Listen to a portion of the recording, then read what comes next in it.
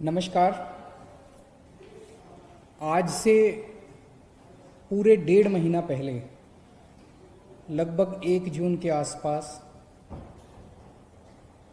हम लोगों ने अनुमान लगाया था जब लॉकडाउन ख़त्म हुआ, दिल्ली में तेज़ी से कोरोना के केसेस बढ़ रहे थे, तो केंद्र सरकार ने एक फार्मूला बनाया हुआ है ये अनुमान लगाने के लिए कि आज जिस गति से केसेस बढ़ रहे हैं या कम हो रहे हैं उसके हिसाब से अगले महीने कितने केस हो जाएंगे, फिर अगले महीने कितने केस हो जाएंगे, ताकि उसकी तैयारी की जा सके।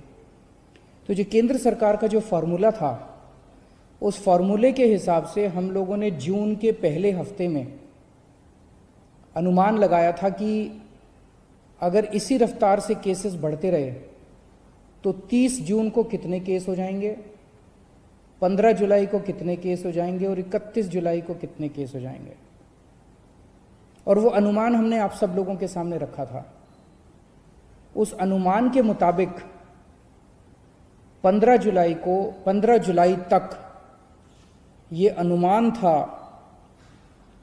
कि आज तक 2.25 लाख केस होने का अनुमान था। उस फॉर्मूले के हिसाब से जून में जिस तेजी से केस बढ़ रहे थे पहले हफ्ते में, उसके हिसाब से केंद्र सरकार के फॉर्मूले के हिसाब से आज तक 2.25 लाख केस हो जाने चाहिए थे दिल्ली में टोटल।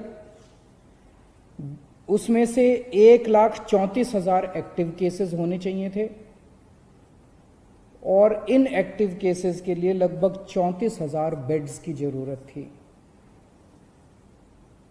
लेकिन पिछले 1.5 महीने में जिस तरह से हम सब लोगों ने मिलकर, दिल्ली के 2 करोड़ लोगों ने मिलके, दिल्ली सरकार ने मिलके, केंद्र सरकार ने मिलके, सब लोगों ने मिलके जो प्रयास किए, आज अनुमान था कि 2.25 लाख केसेस होंगे, लेकिन हकीकत में आज उसके आधे केसेस हैं। 1,15,000 केसेस आज हुए हैं। अनुमान था कि 1,34,000 केस एक्टिव होंगे, लेकिन आज केवल 18,600 केस एक्टिव हैं। अनुमान था 1,34,000 केस एक्टिव होंगे, केवल 18,600 केस एक्टिव हैं। और अनुमान था कि 34,000 अस्पतालों में बेड्स की जरूरत पड़ेगी। अस्पतालों में, कोविड सेंटर वगैरह में, अस्पतालों में 34,000 बेड्स की जरूरत पड़ेगी। आज केवल 4,000 बेड्स की दिल्ली के अंदर ज़रूरत पड़ रही है। हमने 15,500 बेड्स का इंतजाम कर लिया है, लेकिन आज उनमें केवल 4,000 बेड भरे हुए हैं, बाकी सारे बेड खाली हैं। तो स्थिति काफ़ी नियंत्रण में नज़र आ रही है आज। लेकिन मैं बार बार ये कहता हूँ कि हमें कॉम्प्लेसेंट नहीं होना, हमें इसके बारे में ये नहीं होना कि अब सब ठीक हो गया। कभी भी कोरोना बढ़ सकता है, उसकी तैयारी हमें जारी रखनी है। आज हमारी जो स्थिति है इसके लिए, और जो आज स्थिति को हमने पिछले 1.5 महीने रात दिन मेहनत करके हम लोगों ने ठीक किया है, इसके लिए मैं सब लोगों का शुक्रिया अदा करना चाहता हूँ। खासकर दिल्ली के अपने 2 करोड़ लोगों का, उन सब लोगों का जिन लोगों ने दिल्ली में कोरोना की स्थिति पे काबू पाने में मदद की, उन सब लोगों का मैं तहे दिल से शुक्रिया अदा करना चाहता हूँ। क्योंकि मैं ये मानता हूँ, ये मेरी वजह से नहीं हुआ, ये केजरीवाल की वजह से नहीं हुआ, ये हमारे मंत्रियों की वजह से नहीं हुआ। ये जो हो पाया, ये हमारे लोगों की वजह से, हमारे डॉक्टर्स की वजह से, हमारे नर्सेस की वजह से, हमारे कोरोना वॉरियर्स की वजह से, जो रात दिन अपनी जान की परवाह किए बिना आगे आके काम कर रहे हैं। इस दौरान हमने पिछले 1.5 महीने में 3 सिद्धांतों के ऊपर काम किया है। पहला सिद्धांत, हमने ये महसूस किया और ये निष्कर्ष हमारा निकला कि कोरोना इतनी बड़ी महामारी है, इतनी बड़ी महामारी है कि इसको अकेले नहीं जीता जा सकता। अगर दिल्ली सरकार ये सोचती कि इसको हम अकेले जीत लेंगे तो हम फेल हो जाते हैं। इसलिए हमने सबका साथ मांगा। हम केंद्र सरकार के पास भी गए, हम होटल वालों के पास भी गए, हम प्राइवेट हॉस्पिटल वालों के पास भी गए, हम बैंक्वेट हॉल वालों के पास भी गए, हम एनजीओज के पास भी गए, हम धार्मिक संगठन वालों के पास भी गए, हम सबके पास गए। तो पहला हमारा सिद्धांत था कि इस लड़ाई को अकेले नहीं जीता जा सकता, और इसमें हमने सभी पार्टियों का साथ लिया। आज मैं सभी पार्टियों का, बीजेपी का, कांग्रेस का, सबका शुक्रिया अदा करना चाहता हूं। दूसरा सिद्धांत हमने अपनाया कि जब चीजें गलत चल रही थी तो हर व्यक्ति कमियां निकाल रहा था। हमने उस पर नाराजगी जाहिर नहीं की, हमने उस पर गुस्सा नहीं किया। जो भी कमी निकाल रहा था, चाहे वो मीडिया वाले हों, चाहे कोई भी उस पर रिकॉर्ड करके सोशल मीडिया पे डालता, कोई भी कहीं से कोई भी हमें गलती बताता था, उसको नोट कर लेते थे और उस गलती को सुधारने की कोशिश करते थे। यही कारण है जिस एलएनजेपी अस्पताल के बारे में पहले जून के पहले हफ्ते के अंदर इतना उसके अंदर नुक्स निकाले जा रहे थे, हमने एक नुक्स नोट किया। जिन जिन पत्रकारों ने स्टोरीज की, मैंने खुद कई पत्रकारों को फोन करके, एडिटर्स को फोन करके पूछा कि आप हमें बताइए कि कहां कमियां और कैसे ठीक करें, और उन कमियों को नोट करके उन कमियों को हमने दूर करने की कोशिश की।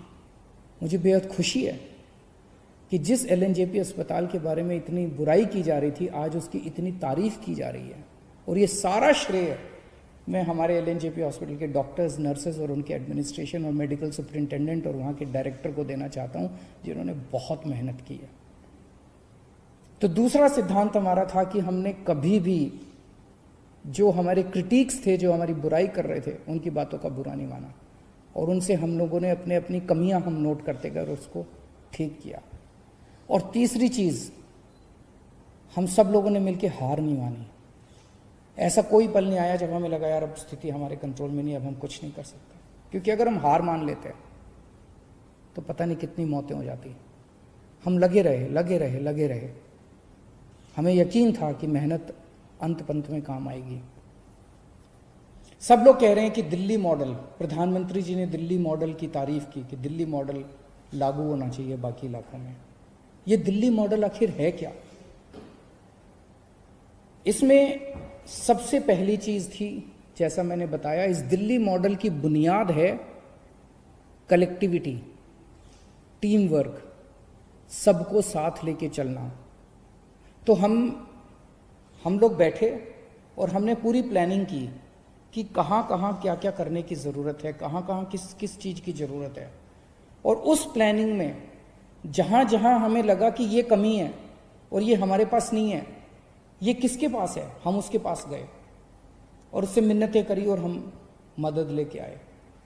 जैसे टेस्टिंग कम हो रही थी, हम टेस्टिंग बढ़ाना चाहते थे, लेकिन हमारी कैपेसिटी थी, दिल्ली के अंदर मैक्सिमम 10,000 टेस्ट हो सकते थे। हमने केंद्र सरकार से मदद मांगी, केंद्र सरकार ने हमारी मदद की। केंद्र सरकार ने हमें एंटीजन, सबसे पहले एंटीजन टेस्ट दिल्ली के अंदर शुरू किए गए। केंद्र सरकार ने शुरुआती टेस्टिंग किट्स हम लोगों को दी और हमने एकदम से 20,000 22,000 टेस्ट करने चालू कर दिए दिल्ली के अंदर। तो कलेक्टिविटी, टीम वर्क हमारा इस दिल्ली मॉडल का सबसे पहला सिद्धांत था। दूसरा जो सबसे इंपॉर्टेंट चीज थी, होम आइसोलेशन। लोगों के मन में डर था, आज भी पूरे देश के अंदर, पूरी दुनिया के अंदर लोगों के मन में डर है कि कोरोना हो गया।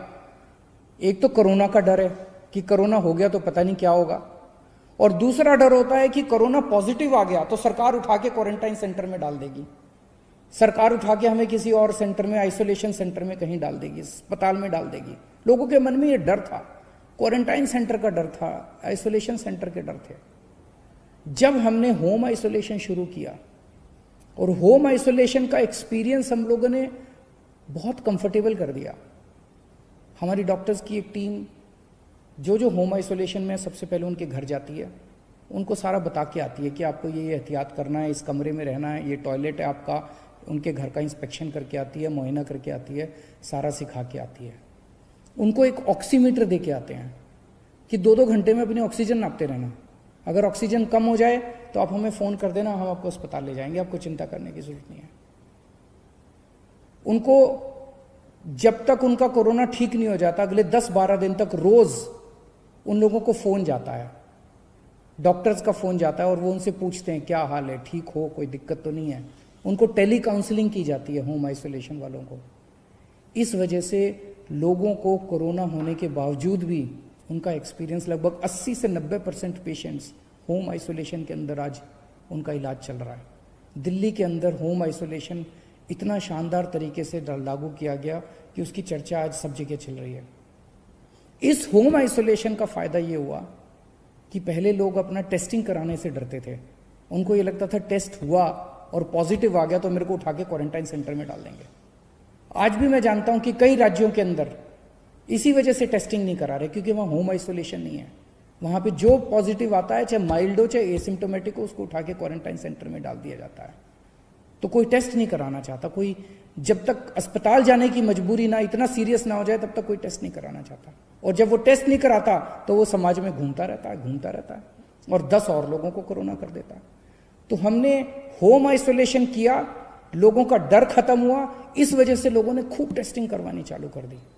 अब हम टेस्टिंग कर रहे हैं बहुत एग्रेसिव लेवल पे। पहले 5,000 टेस्ट हो रहे थे, अब 20-22 हजार टेस्ट डेली हो रहे हैं। 22,000 23,000 टेस्ट डेली हो रहे हैं। और हम टेस्ट करते हैं, जिसको कोरोना मिलता है उसको आइसोलेट कर देते हैं, जिसको कोरोना मिलता है उसको आइसोलेट कर देते हैं। दिल्ली में मौत के आंकड़े काफी कम हो गए हैं। जून के महीने में 100 से ऊपर मौतें होने लगी थी प्रतिदिन। कुछ दिन ऐसे थे जिसमें 100 से ऊपर मौत हुई थी। अब 30-35 मौत डेली हो रही हैं। ये भी नहीं होनी चाहिए, इसको ठीक कर रहे हैं और कम करेंगे। लेकिन मौत को कम करने के लिए हमने एक अभियान पूरा उसका प्लानिंग की, और उस प्लान के कंपोनेंट थे। हमने देखा कि मौत क्यों हो रही है, तो देखा सबसे पहले टेस्टिंग है। कई लोगों का टेस्ट टाइम पे नहीं हो पाता, और जब तक टेस्ट होता है तब तक उसकी मौत हो जाती है। तो हमने टेस्टिंग अब इतनी बढ़ा दी है कि लोगों को टेस्टिंग करने में कोई दिक्कत नहीं आ रही है, तुरंत टेस्ट करवा रहे हैं लोग। दूसरा हमने देखा एम्बुलेंस की दिक्कत हो रही थी। शुरू में लोगों को एम्बुलेंस नहीं मिल पा रही थी, एम्बुलेंस की कमी थी। आज हमने इतनी एम्बुलेंस का इंतजाम कर लिया है कि किसी को भी अब रिजेक्ट नहीं किया जाता, मना नहीं किया जाता। 100% लोगों को, एक व्यक्ति जो फोन करता है उसको एम्बुलेंस पहुंचती है। पहले एम्बुलेंस पहुंचने में 2-2 घंटे लग जाते थे, आज आधे घंटे के अंदर फोन करो और आधे घंटे के अंदर एम्बुलेंस पहुंचती है। तीसरा हमने देखा कि एम्बुलेंस जब मरीज को अस्पताल लेके जाती है, अस्पताल के बाहर उसकी सारी औपचारिकताएं पूरी करने के लिए 2-2, 3-3, 4-4 घंटे लग जाते थे। एम्बुलेंस में बैठा रहता था मरीज।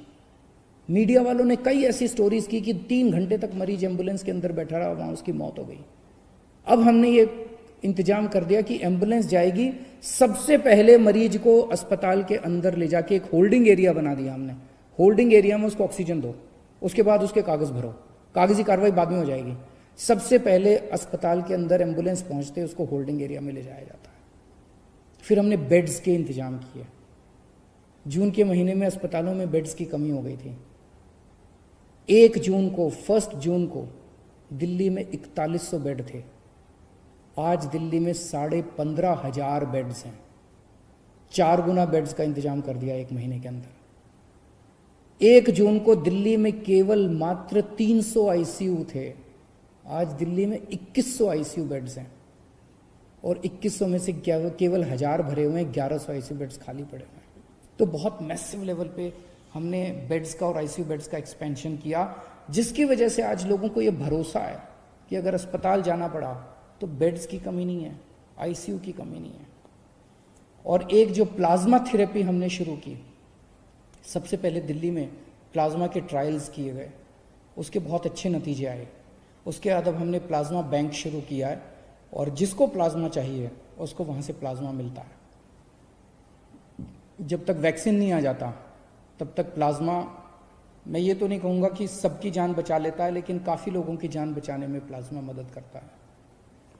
अंत में केवल इतना कहना चाहूँगा, जून के मुकाबले आज हम बेहतर स्थिति में हैं, लेकिन इसका मतलब ये नहीं है कि जंग जीत ली गई है। अभी रास्ता बहुत लंबा बाकी है। कभी भी कोरोना फिर से बढ़ सकता है। हमें बिल्कुल भी कॉम्प्लेसेंट नहीं होना, हमें बिल्कुल भी हाथ पे हाथ रख के नहीं बैठना, अपनी तैयारियां पूरी रखनी है, हमेशा मास्क पहन के घूमना है, सोशल डिस्टेंसिंग फॉलो करनी है, अपने हाथ धोते रहना है, अपनी सेफ्टी अपने हाथ में है। आज हम बेहतर स्थिति में, ये बेहतर स्थिति बनी रहे, स्थिति ना बिगड़े, ऐसी मैं प्रभु से कामना करता हूँ। बहुत बहुत शुक्रिया।